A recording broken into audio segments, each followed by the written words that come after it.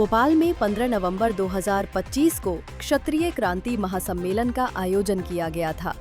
इस महासम्मेलन में क्षत्रिय करणी सेना की प्रमुख मांगें रखी गई हैं, जिनमें EWS आरक्षण बढ़ाकर 20% करना, अग्निवीर योजना में स्थायी भर्ती शुरू करना, गौ माता को राष्ट्र माता का दर्जा देना और राजपूत समाज के लिए छात्रावास निर्माण शामिल हैं।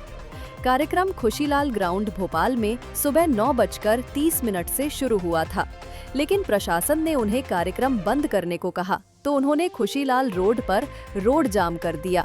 साथ ही हजारों संख्या में करणी सेना सड़क पर बैठ गई।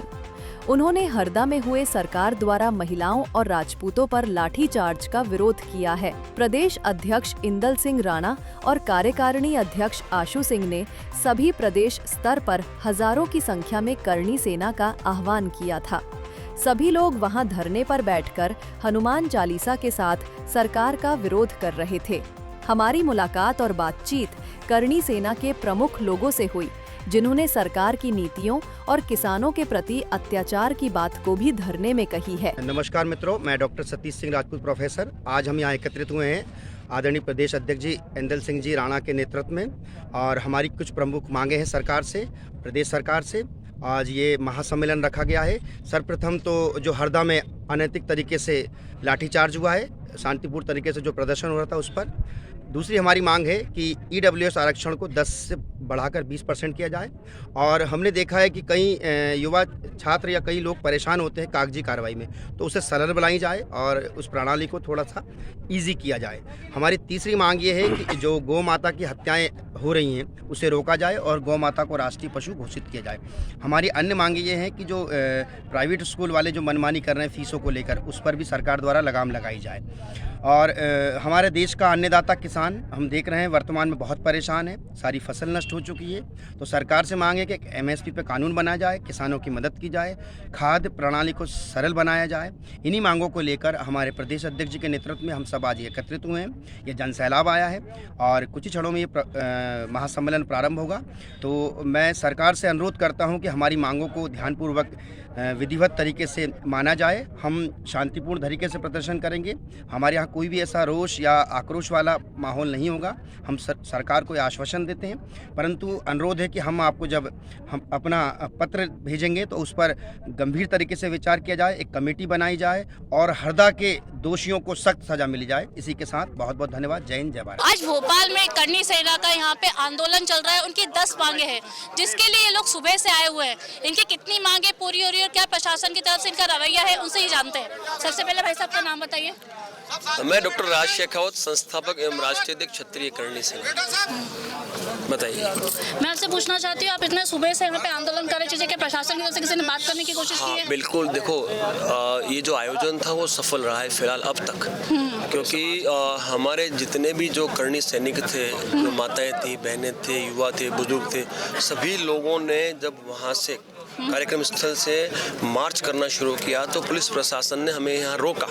हमने उनसे यही कहा कि भाई हमारी जो मांगे हैं, 10 सूत्री मांगे लेके हम यहाँ आए हैं, वो मांगों के लिए हमें जनप्रतिनिधि चाहिए जिससे हम बात कर सकें, जो हमारी बात सीधे CM तक पहुँचा सके। या तो आप वो कर दो या फिर हमारा डेलीगेशन CM से मुलाकात करो। हमारा डेलीगेशन की है, CM कर ले। CM से मिलना है? बिल्कुल, डेलीगेशन जो हमारा है वो डेलीगेशन मिले ना, CM से बात तो रखे। या तो CM मिले, उनका प्रतिनिधिमंडल मिले, कोई तो मिले हमें जो हमारी बात को सुने, समझे और उस पर हमें न्याय की बात करे। तो हमने भी बात की है, 4:30 बजे तक इनको समझ दिया। अभी हमें कंफर्मेशन करेंगे, जैसे कंफर्म करते तो यहाँ से डेलीगेशन। किसी विपक्ष नेता से कोई बात हो रही है आपकी? नहीं, हम क्यों बात करेंगे? हम किसी क्यों बात करेंगे भाई?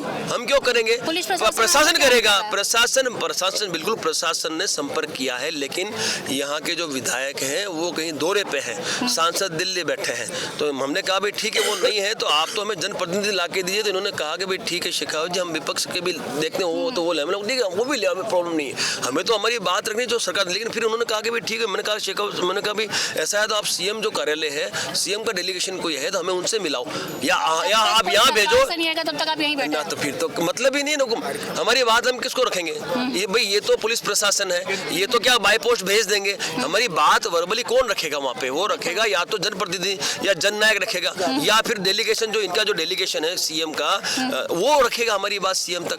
तो हमने वही कहा कि या तो हमारे उनको डेलीगेशन से मिलाओ, हमारा चाहिए तो हम हमारा डेलीगेशन भेज सकते हैं, हमें कोई आपत्ति नहीं है, ठीक है, या फिर आप उनका डेलीगेशन मैंने यहाँ आए। तो बात चल रही है, हमारे पास 10 मिनट समय और है, हमें जैसे यहाँ से मैसेज मिलता है तो फिर यहाँ से हमारा डेलीगेशन वहाँ जाएगा सीएम कार्यालय, और सीएम जाके हमारी आगे की करेगा कि सीएम के थ्रू भी इनकी बातचीत होगी और इन चीज़ों का आगे और समझा जाएगा। जो 10 सूत्री इन्होंने अपनी बात को रखा गया है, कितना सुना जा रहा है, पुलिस प्रशासन की मदद करने की पूरी कोशिश कर रही है। अब देखते हैं सरकार कितनी सो रही है, जाग रही है, क्योंकि इतने पब्लिक यहाँ पे आ चुकी है, कई महिलाएं भी, कई बच्चे भी यहाँ पे।